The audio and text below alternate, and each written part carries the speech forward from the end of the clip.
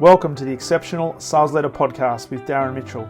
If you're a sales leader looking to take your leadership to a whole new level, then this is the podcast for you.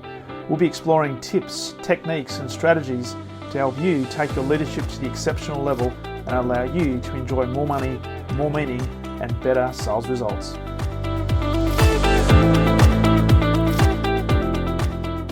Welcome to the Exceptional Sales Leader Podcast, and a very special welcome to a man who is coming in on a Thursday evening in in Baltimore, Maryland. Mr. Andres Lares, welcome to the podcast. How did I pronounce the name, by the way? Perfect, and thank you for having me. And this is, I think, a part of the time travel, right? We're a day away from each other at this point. We are, and Like the old tin cans, you gotta put the tin can with a string, except it's just traveling very far. it is traveling very far. And my background is actually in telecommunications, so I understand that concept. And thinking about and just the technology, when you think about, we can now jump on a platform like Zoom and be able to speak to people on the other side of the world as if we're in the same location. It's phenomenal. It's phenomenal. I think the airlines don't like it though. The business travel airlines, I think, are a little bit frustrated. No, that's true. That's true. But it saves a lot of time and it saves a lot of cost for us. But it just means that the airlines have to get better at their service delivery. There you go. Their differentiation. So, Andres, very much looking forward to this. You're the managing director at Shapiro Negotiations Institute, and you've been running that business for a number of years now.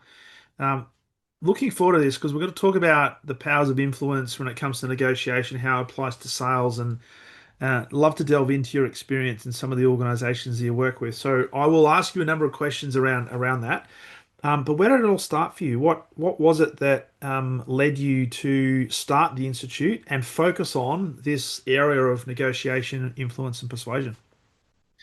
So it's interesting because I actually I had the good fortune, I would say, in this case, actually taking over the business. So it is Okay. a 30-year-old business. So I've been here for a while. I've been here for 15 years, 16 years now, and I've been running it for about 8. So I had the fortune. I took over, and that's why my name is not on the business. Is a gentleman named Ron Shapiro started it 30 years ago, and I think that's kind of what makes it. Well, certainly what attracted me here, Yep. and that's what makes it so unique. And so I think maybe not in Australia, I don't know, but generally in North America, at least in Canada and the US, when you bring up the term sports agent, usually the warm and fuzzies are not the feelings that come up for folks here.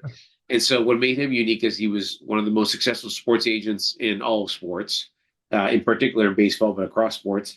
But he negotiated, what people would call the right way. He had great relationships. And so when he started the Institute, a lot of his first clients were the owners of teams that he had been negotiating against, if you will. And Okay. so that's really kind of the genesis of the business. And it's actually why I came. So I came about 15 years ago because I wanted to work with Ron. And then fast forward 8 years later, kind of took over the business, and those are big shoes to fill. So, how it started was the sports piece. We help teams negotiate player contracts.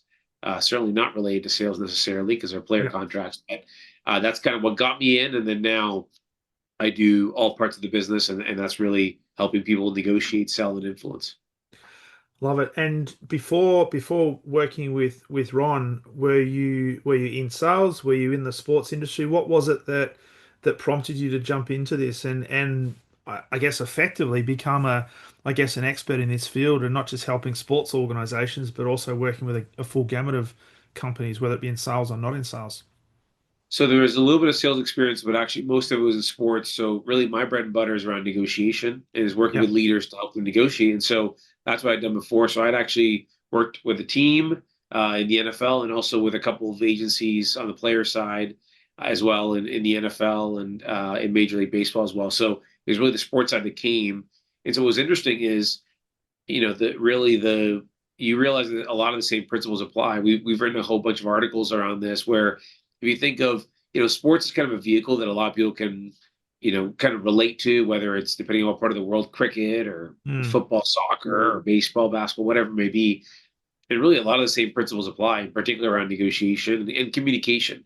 So really, I see negotiation, as one topic, and influencing really is very closely aligned with communication and all the same things that help you negotiate in sports. I have found over the last 15 years help us advise sales leaders and salespeople, and it's a lot of the same communication skills, and I'm sure we'll delve into that today. Yeah, absolutely. And I love the influence slash persuasion concept, which we'll certainly delve into. One of the things I did want to ask you at the top, and that is the perception that people might have around negotiation. And I love asking this question. I have over the journey spoken to a few people who are quote unquote experts in negotiation, and I always like to ask the question around I guess, the concept of this win-win Yep. negotiation. So there's a lot of training courses out there, and I've actually facilitated negotiation training as well, and often we try to talk about creating this win-win. What's your thoughts on that from your background, and do you have any specific tilt one way or the other? So yeah, I mean, we are very much a relationship-based approach to negotiation. I can tell you, so 90% of the time is very interesting feedback from the market, right? That 90% of the time, that's what people are looking for. And so if you think a lot of the big brands, whether it's across industries in manufacturing, aerospace, retail, whatever it may be, they want that, right? The negotiation, whether it's a procurement person that's negotiating with sales, a sales with procurement, leadership internally, M&A, and so it is typically the negotiation is really the beginning of the relationship or the extension of it, right? It's like you sign the deal, you shake the hands, but then you actually have to do the job or work together. Mm, So we'll say there's a 10% of the time where once we talk about how we are in the book that we are most known for is called The Power of Nice. Once we talk about being the power of nice guys, there is a 10% folks that say that's not for us. We are we'll burn that bridge when we get there type of people. We are going to just squeeze everything we can out of the other side. And so over time, I don't believe, and I think there's a lot of evidence to indicate that's not optimal for any negotiation. It's not one time, never to be seen again. yeah, But I can't say with 100% certainty that the other is absolutely incorrect. But certainly we've gone into the win-win side, and so I think the win-win though, because an overused cliche to me just boils down to emotional intelligence. It's yeah, very simple. If you want to achieve your outcomes, you have to be thinking about the outcomes of the other party as well. I mean, that's if you want to sum it all up and win-win, the reality is that's it. And yeah. I can't imagine a world where it's not beneficial to be putting yourself in the shoes of the other party. Yeah. Well, and when you think about it, I mean, Ron, and now you've got a business that's been going for 30 years. So if your whole approach has been, let's just burn the bridges and get everything that we want at the expense of the other party, then you're not going to have a sustainable business. And there's probably people listening to this that are thinking, well, there might be circumstances where I can go really hard for what we want, and it's just going to be a transaction. But for the most part, particularly in business to business sales, most negotiations will be with organizations where you have to have some form of longer term relationship with that you can't afford to burn the bridges because that has reputational impact, not just to you, but with that customer, but you in the industry. And I think also, I think you can do both. I mean, one of the things we talk about, obviously, it's an accordion, right? You can be sheepish and timid, or you can be very aggressive. Mm, And there is some correlation, but it does not need to be, meaning that you need to be an asshole, right? And so I yeah, think um, you're able to do both. And I think asking questions, trying to uncover what the other side really cares about, giving the chance for them to speak, really listening, having empathy, those can still allow you to be very, very tough and aggressive. mm, So I do think that for the most part, I think that's one of the misconceptions I think we hear a lot. And as one of the things we say is you'll notice that the power of nice, the power is the large word there. The key is to have power. If we're giving stuff away, if, any sales leader listening, of course, if your team is just giving stuff away, they're yep, going to be loved by their clients, right? yes, But there's no power. There's nice, but there's no power. And yep, so that is where the balance is around having a system, right? Being prepared, asking great questions and doing great discovery, yeah. and then proposing in ways that maximize your objectives but satisfy the other side. And so if you have a process, then I think you can do both. And that's really what it's about. Yeah, and if you think about it, a lot of the work is in that preparation phase. And I see particularly a lot of sales teams that almost go into a negotiation with all the things that they want, and they don't necessarily consider what are some of the things that the other party might want. So just simple things, and it's a well-worn acronym like BATNA. What's the best alternative to the negotiated agreement? So if you can't get the deal that you're hoping for, what's the next best alternative that can at least help you continue to move forward? it's fascinating how so many organizations go in very one-eyed Yeah. and singly focus on what they need to get at the expense of the other party, and they wonder why they don't get an agreement, and they wonder why they have pushback. So you've got to do your I love preparation. that. And I can't tell you how many programs we do. And this is human nature, right? This is not to pick on the people in our class, because Mm, in the programs that we do for businesses, it is meant to really kind of demonstrate human instinct and then allow you to adjust, right? mm, But there's two particular sections of the program that come to mind exactly when you say that, which is when we talk about interests, we have a preparation checklist. And people have to write down interests.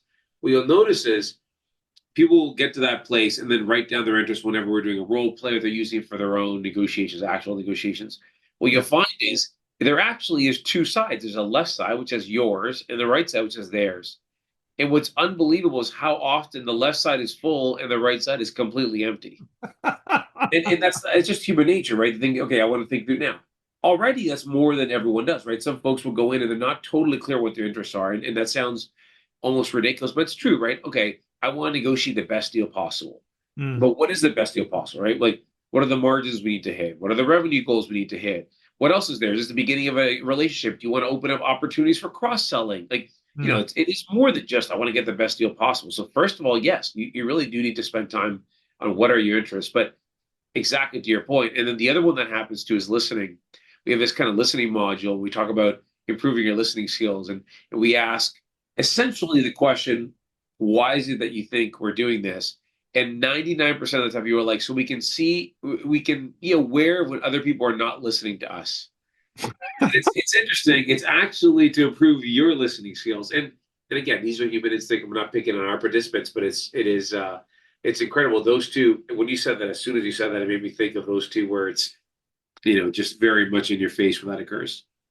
Well, it's interesting, isn't it, that a lot of people have almost like self-interest before the interests of the greater good, and they go in almost with what they need to achieve out of a negotiation without actually considering what is it that the other party is looking for, and where therefore does the balance of power actually sit.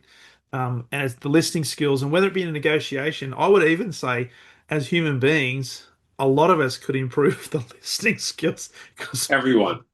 Yeah. we're not Everyone. doing it. How often do people forget the name of somebody they've just met for the first time? All right, and it's insane. It's insane. Yeah. So you've It's also yeah, we can all learn that. we could. You've also co-authored the book, and I know you've got the Power of Nice there behind you, but you've also got Persuade, the four-step process to influence people and decisions. Um, what was the catalyst for that? Because I'd love to talk about some of the elements of that. So, two things that come to mind. The catalyst for that was we've at the time had written four books, all written by Ron, and they represented really, a good chunk of what the company was doing, which is negotiation training. We really had no book for influence training, which at that point we have been doing for at least 10 years. Hmm. So this is it was released in 21. So, at that point, 10 years of training, we didn't have a book, and so we wanted to publish something. What's interesting as a bit of a side caveat is uh, my partner and I, Jeff, were a little bit hesitant to write a book because to some extent, in particular, me, I feel like writing a book kind of demonstrates or signals like I'm an expert and I've made it, and so I'm going to write about it. And I Yeah. had a lot of hesitation about it. It just, who am I to write a book?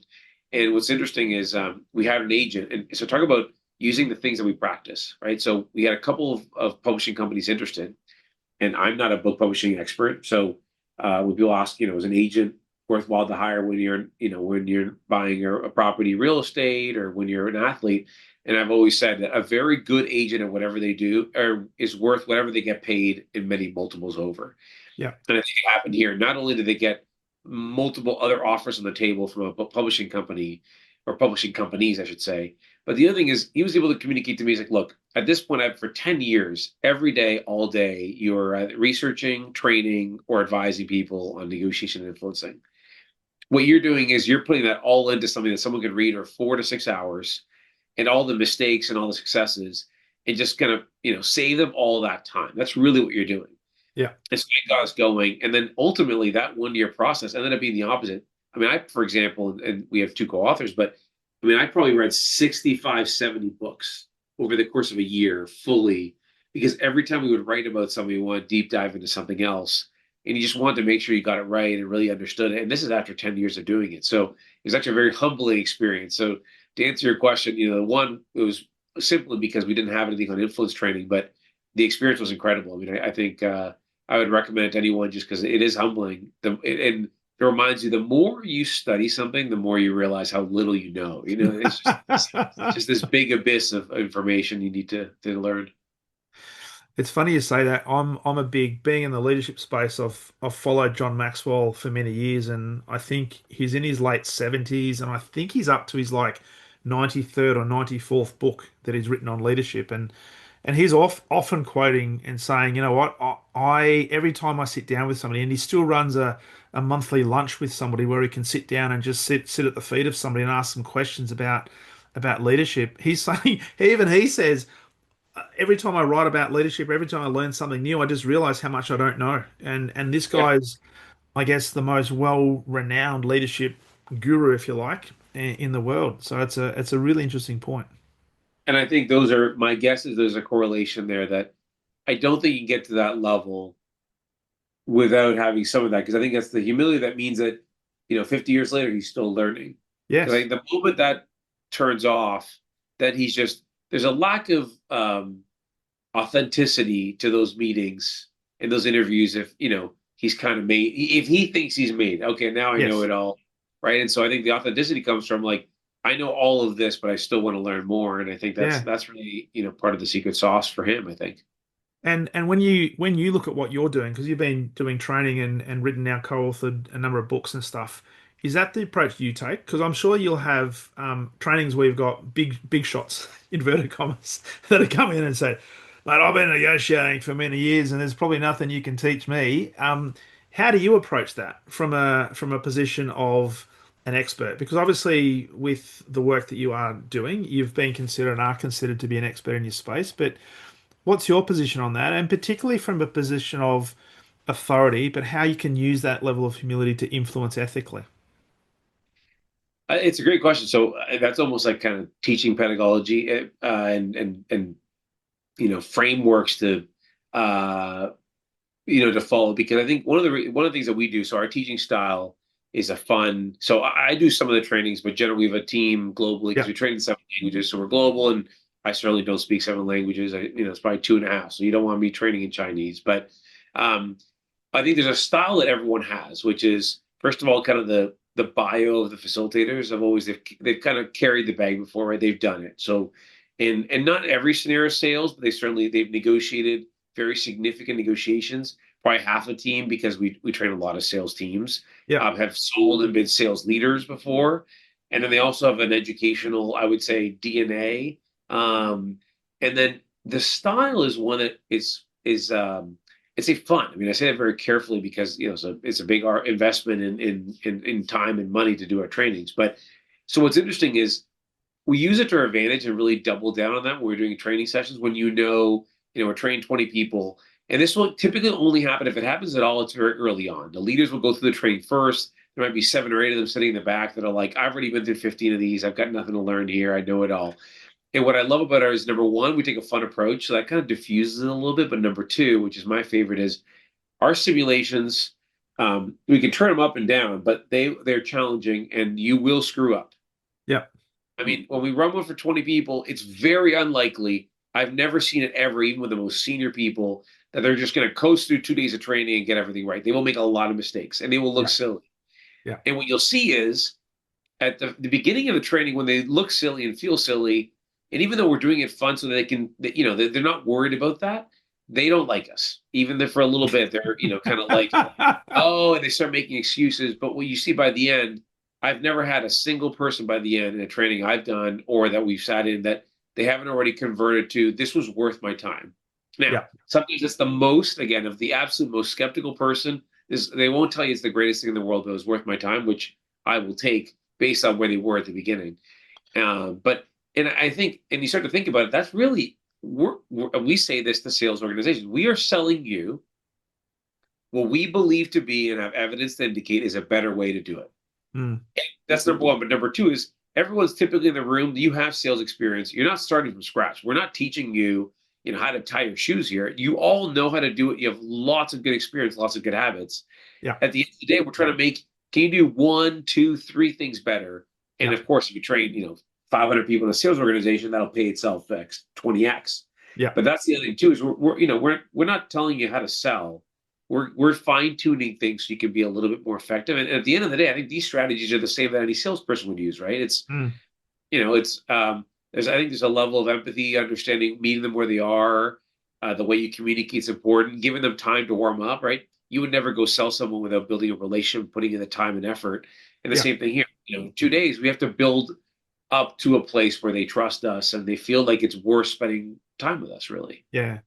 And all of that is in a psychologically safe environment, which is a word that is thrown around too liberally today, but Yep. it's so true because there Yep. will be, and particularly in sales, and particularly in some areas, sales leaders that want to be seen, and their reputation is they are the quote unquote expert, and Yep. they don't want to be showing a level of vulnerability because sometimes they might think that's a level of a weakness, but. To have, and my experience, to have a sales director, for example, sitting in and doing a live negotiation and completely stuffing it up can actually teach more to their sales team than getting it absolutely nailed because there'll be people sitting there thinking, I could never do what Andreas does. I look at him, Yep. right? I'm never going to be like that. So why should I even bother? There's a really strong message in that. I love that. I mean, it's step one, we tell them to be in. And step two is if they can take part in the simulations and role plays and exercises. And I cannot, tell you how much I agree. And I think those are the details about, I think, sales and about negotiation and about training that are underrated, Mm, right? It's like, it's not just about having good content, delivering away, but it's creating that safe environment. And that safe environment, like you said, overused kind of cliche, like win-win, but it is about, you know, if the leader early on makes a mistake, the ball is now rolling downhill the rest of the way, right? yeah, And whether that was on purpose or by accident. That now allows everyone to make mistakes, which means now they're going to be genuine and not be worried about how they're going to be perceived. And so that's one of the reasons we use that fun style is, we can laugh it off, right? It's like, look, it's a heck of a lot better to make a mistake with me here about something totally unrelated to your business than it is if you make that same mistake with a really critical client and account. totally. And so that's what that is at the end of the day. It's why you're here. It's a Yeah, for a day or two, we're gonna laugh, we're gonna enjoy ourselves, and you will get something out of it. But that only happens if you're willing to put something into it. absolutely. Absolutely. So, um, I'd like to delve into some, I guess, some practical stuff if we can, and in negotiation we talk a lot about logic versus emotion, but as a sort of a frame, you got four steps to persuade others ethically, and Mhm. it's probably covered in your book. But what are the at a macro level? What are the I guess the key pillars or the key steps when it comes to influence and persuasion? Perfect. So I will take a page out of the first one, so it is a model based on Aristotle. So in 350 BC, he taught the first three steps of our model, which we then expanded on. So that's credibility, emotion, and logic. And so stealing a page from our book. If you haven't heard of me, then you certainly have heard of Aristotle. And so there's some credibility being borrowed there, and that's what I'm doing, and that's what we're doing. And so building credibility is all about, the way I describe it is think of any toothpaste commercial you've seen recently, Mm, or toothpaste or toothbrush commercial. It has someone who either is or looks like a dentist. They're dressed like one, right? yeah, Now you have no idea who that is, Dr. Smith. You don't know who Dr. Smith is, but because they are dressed like a dentist, you're more likely to believe what they say based on things around dentistry. And so that is literally building credibility or borrowing it from that either costume or from their experience. yeah, And so if you think how quickly that happens in a 30-second commercial, of course, there's lots of ways that are expanded on it, but that is really about with how much noise there is today, it helps you to figure out, do I believe this person? Do I trust this person? Are they credible in my eyes? It's kind of a 1-0. And so you need to build that for people to care. yeah, So that's number one. Number two is, and I think perhaps the most important finding that he found back then, and certainly we've tested it when we wrote the book, we retested it again, which is people make decisions emotionally and then they justify them rationally. yeah, And what it really is about is if you look in every industry of work, we work in pharma sales, in sponsorship sales and sports, in manufacturing, procurement, and tech sales, any of these things, you'll find that most of the time they revert to pointing to, these are the three reasons why you should do this. Here's the five features of this platform. And so what happens is you're using logic. And what you'll find is logic is typically not a very effective persuader. Now, Yeah. it is an excellent justifier, right? So I pitch this to Darren and then I provide the three or four logical reasons. It will be great after the fact for then you to go back to your team, whoever holds the budget, your boss, the committee, and be able to describe that. But the Yeah. thing that's going to get you motivated and really compelled to do something is typically not going to be that logic. Mm. So you first build credibility, then you engage emotions, and emotions could be scarcity, it could be fear, could be achievement, obligation, whatever it may be. And then comes the logic. So when you describe the logic, it'll probably surprise no one to know that there's some ways to be more or less effective to communicate them. And so things like, for example, storytelling. You can tell a story that'll describe the logic of a similar client, for example, that went through a similar challenge that you did, and now their solution that came out of it. That's going to be a lot more compelling and memorable than me pointing to like the three facts that I want to point to. Those three facts will be woven into a similar story. And that's where Aristotle stopped. And so I think we can all agree he was one of the most brilliant philosophers in human history. Yeah. I don't think he did a whole lot of selling, though. And so I think we have to make it that one extra step of practical. And so we added a fourth step, which is facilitate action. Yeah. And so facilitate action is how do you create that environment where people will take that action you want them to take?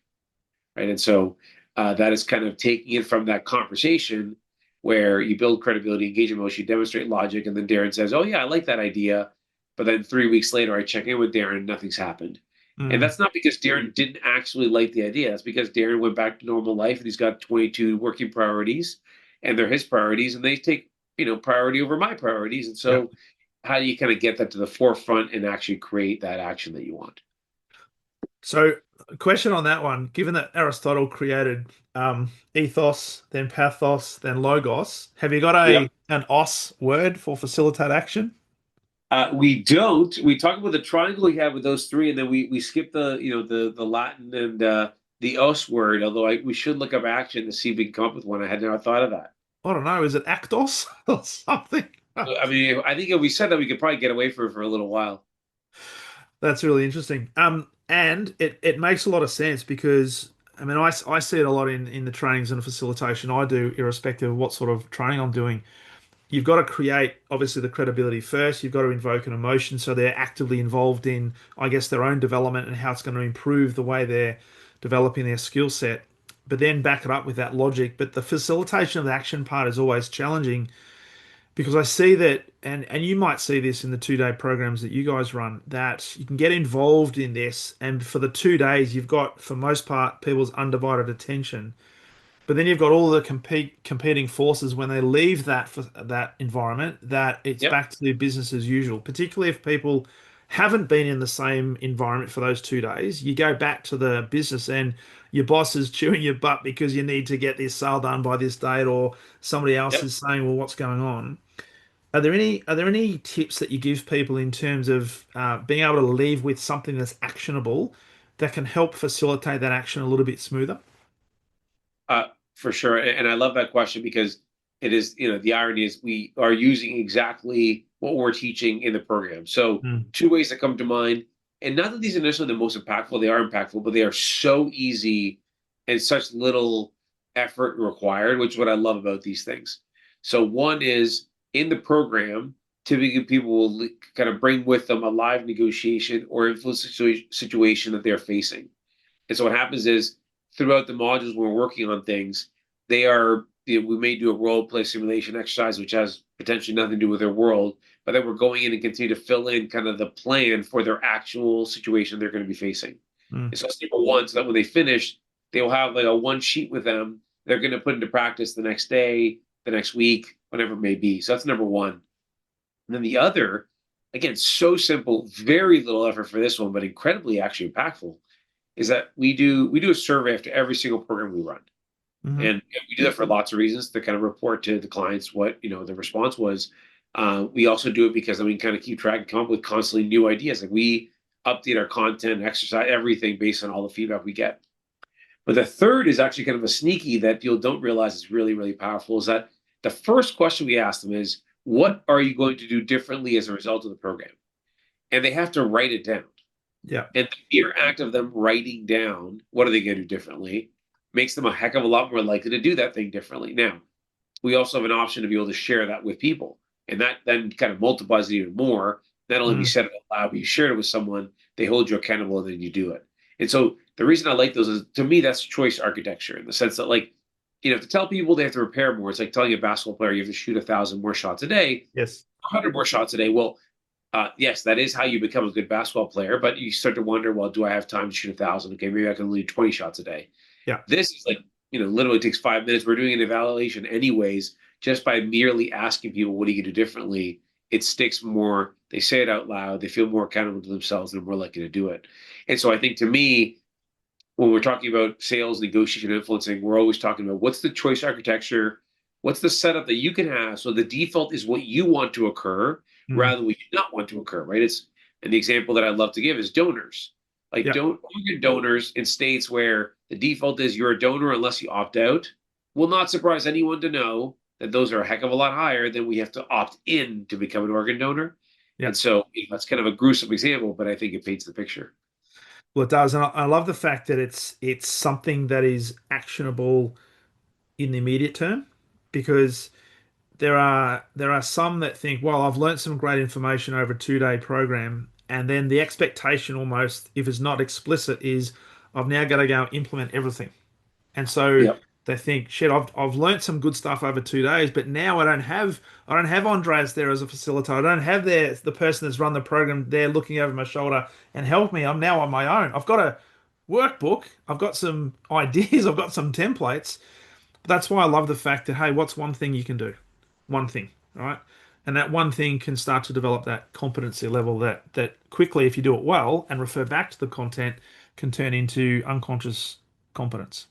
for sure. And it's typically the thing that they list is the lowest hanging fruit, Yeah. right? And so what happens is, and to your point, the momentum comes from, I'm going to do X differently starting tomorrow. Well, that one thing is, it's no longer this insurmountable, oh my gosh, I can't do it all. You do it, it works, and you start to think, oh, what else can I do for the program? Yeah. And so now you do two or three things, and I think it'll surprise most people to know if you're doing two or three things better after 2 days of training. Again, based on every one of our clients, I think they would take that in a heartbeat and write us very, very large additional bonus checks if that was, if that's happening. Totally. And lots of referrals as well for other organizations to come and get the experience of For sure. the Negotiations Institute. Um, okay, so there'll be people listening to this and thinking, okay, how do I improve my influence levels? So we talked about the credibility, emotion, the logic, and also the facilitation of action. Some tips for sales leaders and sales teams that are thinking of, I've got to increase my credibility, I've got to try and increase my influence. How do I even potentially shorten my sales cycle by being more educated, more influential? What are some things that in your experience people can grab hold of to help them in that process? So I think, if we're thinking the most practical thing people can do, we talk about something called the trust equation, and kind of the crossover between trust and credibility. And so if we kind of distill that into its most practical form, really trust is about, first of all, reliability. And I think, if you really think about it, we all know this intuitively, but it is shocking that very few people consistently do what they say they're going to do. Yeah. A really good salesperson, if it's going to be a discovery call and they actually make a discovery call and ask you a bunch of questions rather than sell you something, and they say, I'll follow up next week, and they actually follow up next week. A proposal will come the following week, and they actually send a proposal. So those things showing reliability is actually a highly underestimated and underdone thing in sales. And so that's a big piece of it. The second is demonstrating value and providing some value. And so I think that, what I find is, this is the hardest to do, in the sense that this requires preparation, right? And so one is just the mindset, bless Yeah. you, is, Thank you. yes, you are going to do what you say you're going to do. And actually, I would go as far as, not ridiculously so, but finding opportunities where you can actually create opportunities to do what you say you're going to do, right? Yeah. Actually, what you just talked about today made me think of an article I read last week. I'll send that to you, before the end of the day today. Bless you again. And that would be an example where, you've created that now, and that's doing both. That's reliability, because I said I was going to send you something and I sent it Yeah. to you. And then second is value. So are you delivering value so that you, and the way you're thinking about it is this person asking me for advice even in the sales process? Mm. So, okay, we may not be asking you for parental advice because you're so close, but let's say, are they asking you for, out of these options you're pitching me, what would you recommend and why? And so there starts to be that kind of value being provided where you say, well, here, let me tell you why I would choose this one. And there's kind of a, real strategy behind that. Yeah. So those are two critical elements. And the third is kind of the connection you have. And the connection you have is what people think about when they build rapport, right? And this again has to be done authentically. But if you think about why video calls are more, a better experience than a phone call, and why they become so big. And if you think of before, you used to either fly to, let's go back 10 years. Not that you didn't have video capacity, but very few people did it. So you used to either fly to see somebody or drive to see someone, or you'd call them. Well, when you call them, you've got the tone and Yeah. whatever they're saying, but you can't see what they're dressed like. You can't see their office. You can't see anything, right? Versus nowadays, when you get on a video call, for example, you refer to the books behind me, and so Yeah. all these are conversation starters that come up, and so those are all opportunities to build connection and rapport, Yeah. right? And so whether Ron always talks about this famous one where he saw some roses in the back of a person's office, and they grew roses, and Ron grew roses as well. You never know, right? That you see a sailboat or a team, sports team behind them, or conversation talks about the favorite place they ever visited, and so that connection is, that's the most art, at least science, in the sense there's something there. But if you're aware of it, what you sort of do is when you're asking questions, you get to know someone, and you very keenly are listening for areas where there's a connection there. Mm. And my opinion on this is we're 99% the same, and 1% different at most, realistically. Yeah. And so what happens is if you ask enough questions, you will find lots of connection points. So those are like in the trust equation, those are the things above the line. Okay. So those are the Yes. things that you want to work to increase. And then that is all divided by one thing, which is kind of the multiplier or the divider, depending which direction you go, which is self-interest Yeah. or interest, right? Do you believe that the other party has your interest in mind, at least even partially, or are they only their self-interest? And so what happens is, if you do believe, like for example, if you've ever had a really good salesperson with anything, if they've recommended something where maybe was not the largest ticket item or may not have been the Mm. best sale for them, and you knew that, but they still recommended it, how do you feel with the process after in that person? Yeah. You certainly gain trust there. And so, as Totally. a matter of fact, there's something called statements against self-interest, where you say things that you know and they know it's against your self-interest, but they are actually better for the other party. Well, those Yes. are things that can create a lot of credibility. And so, one example is so if you look at Avis, they're the second largest rental car company. And so their tagline for a long time was "We try harder." So Mm. they were literally telling you in advance, we are the second largest. We're number two. We're not number one. But they were telling you that. So at the same time, they were saying, we're going to try harder. We're going to do our best because we're number two. So you're more likely to believe them because they're literally leaning into being kind of having the transparency to say, look, we're not number one. Yeah. But because we're not number one, we're going to do more for you. And so that's really, or my favorite is as a Canadian growing up, is that a Buckley's is this cough syrup, and their tagline is tastes awful, it works. And I think if I were to say statements against self-interest and building credibility perfectly defined, it Yes. is because they take the first part of that, the first sentence is, it tastes awful. They're telling, can you imagine? They are literally telling you that a syrup that you're supposed to consume, you're supposed to drink this, tastes awful. I mean, that's typically not the best way to sell a product, like is about to be consumed. And then they say, but it works. And so, because they are willing to tell you that, of course, you're more likely to believe the second piece because they're willing to tell you some of those things that are not perfect. So, Yeah. to me, that's the best example that really resonates. And so, if you want to be really practical about it, those are the kind of things you want to be thinking about. I love that. And it's not self-interest. It's literally putting it out there to say we're not gonna make this taste nice. We're not gonna say this is beautiful if it's not, but it is going to be of benefit to you. So it's almost like we're going to be of Yep, service to you, and through that, they probably build more credibility, and they're more likely to have people continue to buy that product. for sure. Nice, nice. I love that. And I was smiling as you were talking about the trust equation because the number of times I share that with sales teams, and then I play a little game to try and do that, which is called the red blue game, where they just select red or blue and as a team, and it becomes very competition based. and it's all designed to see whether they intellectualize or really embrace this trust equation, or whether they go straight to self-interest. Which, for the most part, as soon as you put them into teams, we've got to win. Self-interest. Competition starts. Yeah. Yeah, Yeah. absolutely, absolutely. So I wanted to ask you, in terms of negotiation. So whether you got a sporting agent, whether you got a sales team, we've got two individuals trying to negotiate. Some thoughts on like how to set the frame, and who to go first, and how much do we give first versus ask first? Any thoughts around principles around that in terms of how to get the best out of negotiation to maintain that level of credibility, invoke that level of emotion, but also have hopefully that action that's going to be taken at the end of the negotiation. Yeah, I think the going first and how much to share and all those I think are all intermingled. So we run a game called Give and Take, and I think the name in itself I think is the piece that I want to highlight because I think it's so important. Is negotiation. So I think first of all, I don't think you end up wanting for an aim for compromise. You want to aim for collaboration. Yeah. So sometimes it's a very nuanced difference, but I think a big one in that you'll say, the best negotiations are where, neither party's happy. They both have to give to come up with something. And I think that would be compromise.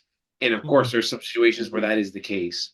But you actually don't want to compromise. You want to collaborate because what you really want to do is you want to be trading some things that, I'll give the example of a salary negotiation, just because that at least is the easiest to come up with. yeah. So in a salary negotiation, if you want to make $80,000 and the max they're going to pay you is $75,000. Well, for example, if you're thinking long-term career trajectory, if you go instead of being a manager, now you move up to a director, even though you're still getting paid $75,000, and now you go from 15 days of vacation to 20 days of vacation, and so now you don't have to take a little bit of unpaid leave that you might have had last year.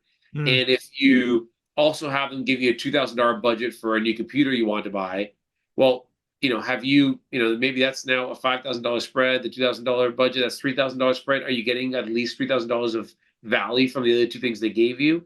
What you've done there is you've traded things that are valuable to you and no cost to them or very little cost and vice versa. That yeah. would be collaborating to a result where the sum are bigger than the parts, which is, I think, goes to the win-win you said earlier. So Mm, I think that's the difference in compromise where it feels like a fixed sum. We're like, okay, I give this, I give that. They both gave, and so they kind of don't fully feel great about it. So that's kind of on the information piece, and how you approach it. And that also means when to share. So if both sides are collaborating, so if you are getting some information from the other side, then you want to collaborate because that means you're going to be able to get to that optimal outcome. Versus if the other party is very hesitant to, you may give a little bit of information in order to hopefully kind of, start to move those wheels and build some mm, momentum. But if they're not responding, you certainly don't want to kind of, open the kimono and give all the way everything away because at that point, you're at a disadvantage. So that's from an information perspective. And I think similar principles apply to when to go first in proposals, mm, which, the way we describe it is really kind of a simple when to do it, which is when both parties really know the market well, you want to go first because there's countless evidence to indicate that anchoring works. yeah. However, if one of the two parties, either yourself or the other party, does not know the market very well, you typically do not want to go first. You want them to go first. And that's because the anchoring value is not as much as the possibility that the other side could pleasantly surprise you, right? Yeah. Meaning, for example, you don't know the market, and so they could actually have the market could be a lot better than you thought, and you give a chance for them to give you that, or they have no idea what the market is, and they give you a much better offer than you ever expected, and so Mm, that probability exists, and it's better than the anchoring. So that's from an information, a trading, and collaboration, and then also kind of a first offer standpoint. yeah, I love it. Love it. Because there are sales teams out there that think, and they'll go straight to discount. And the first sign of uh, objection or friction, I think, oh, I'll throw a discount because I think that's the one that's going to invoke an emotion and get the customer to say yes. Where in actual fact, well, if you've done your preparation correct and if you've done your analysis, you should be able to then stage it, but also ask for things and test the market, right? So test where you're going to be, and not give too much away too early. A 10-second story. This one of the big four we work with, big four kind of global consulting firms. They, we've done a lot of work with them, and they said years ago that one of the things we want to work on is our clients are constantly bringing up price, and there's a lot of price pressure, and so can you help us with it? So we did some observations, let's call them, where we were in the meetings with their clients. And so we did a little bit of everything, and then as time went on, actually, as it evolved, and we started being on more video calls, we could also transcribe the calls. So you Yeah. get permission to the client to transcribe them. It was incredible, in particular the transcription, where you get the full transcript and you can stick it into, whether AI or even at the time you just Control F. I would say, interesting. So you'd be a senior partner, so someone very experienced, very, very capable. We'd say, hey, that meeting ended. Price did come up exactly like you said. Who brought up price first? Most of the time, it was the partner at the big four. And then number two is who brought up price more? Who said the word price more? Yeah. Most of the time, again, it was them.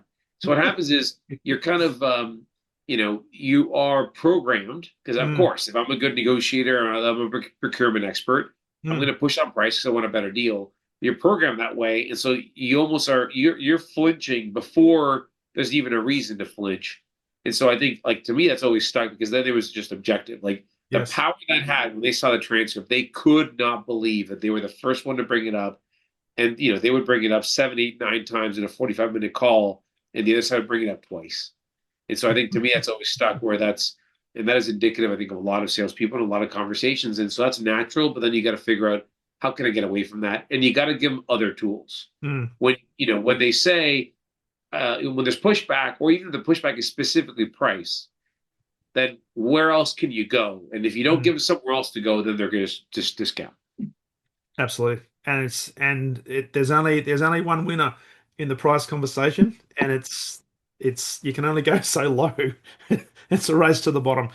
It's Yep. um it's a challenge. So as we wrap up, looking forward into the rest of 2020, 2025 and beyond, is there one overarching, I guess, idea or principle or concept that you think more sales leaders, more sales teams, more organizations, more serious consultants within the big four can really focus on to improve their ability to drive more value and to be more influential? So, this will probably be a little bit of what you're asking, but also probably go very, very heavy to end this. But one of the things we've been talking to a lot of clients with is, and I think this all goes together, and how do you kind of sell not based on price, but on value, and how much bigger of a conversation this is that we're seeing a lot of businesses that are solution businesses, service businesses, where they're doing more and more with technology, certainly AI being a big one, not the Yeah, only, but so what's happening is in many of those, if you look at every major law firm, accounting firm, Darren, I'm doing this project for you. It'll be 25 partner hours, 20, director hours, 10 manager hours, and 20 associate hours. And you add that up, and that's $45,000. And then you say yeah or nay, you negotiate. Well, what if I were to tell you now that the consultant that used to be billing at $150 an hour is now just ChatGPT or Claude or Gemini, and you're paying $20 for that license, and so it's literally free for me. mm, Well, so then the question is, how much am I going to sell it to you for? And that really the question is, who's going to extract most of the value there, right? Because let's say there's $10,000 of value that now is being provided at no cost to me. Are you still paying the same amount because I provided the same amount of value as it would have been if it was done by, the yeah, associate, yeah, or not? And what I like about that, and I think we've had a lot of clients come to us, like very large companies, where this is not a very simple solution. But what I love is it is absolutely forced. Everyone used to say, "Oh yeah, we got to sell them value," and they meant it, but it was kind of like it was a nice to have. Now is yeah, you absolutely need to, because that is literally the cost structure for law firms, accounting yeah, firms, management consulting absolutely. firms, and so they're going to have to. Otherwise, a lot of value reduction is going to go.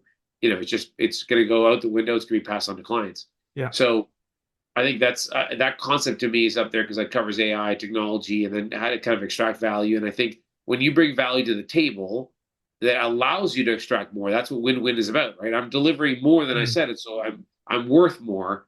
But exactly where that split is done, I think, is a very interesting situation the next year or two. A lot of companies are grappling with and trying to figure out. Love it. Love it. Mate, great way to finish. So people who have been listening to this, and hopefully they've got a lot of value because I certainly have. So greatly appreciate you jumping on. Where can they find out more about you and also the Shapiro Negotiations Institute? Where's the best place for them to go? So probably, I mean, the two places we spend the most time are our website, so shapironegotiations.com and LinkedIn. We've got that's really kind of most of our content comes out there. We've got a blog, and that's where, great podcasts like these are posted. And so they can find us there. But yeah, no, it's been a pleasure. And thank you for taking the time to meet. Awesome, mate. Appreciate it. And I'll put all that in the show notes. And once again, thanks for being a great guest and keep up the great work, mate. It's been great Perfect. speaking Hopefully with this is what you expected. Is it in line with that sheet you showed me earlier? Because you had a you. lot. Well, full disclosure, the sheet now has a few notes on it. It did start with Oh, a okay. with nothing on it. Now it's got some writing on it. So yes, it's Nice, been a nice, great nice. conversation. That's a good Thanks, sign. Same. Andres. It's been a pleasure. It's been a Greatly pleasure. appreciate it, mate. Cool. Nice to meet you.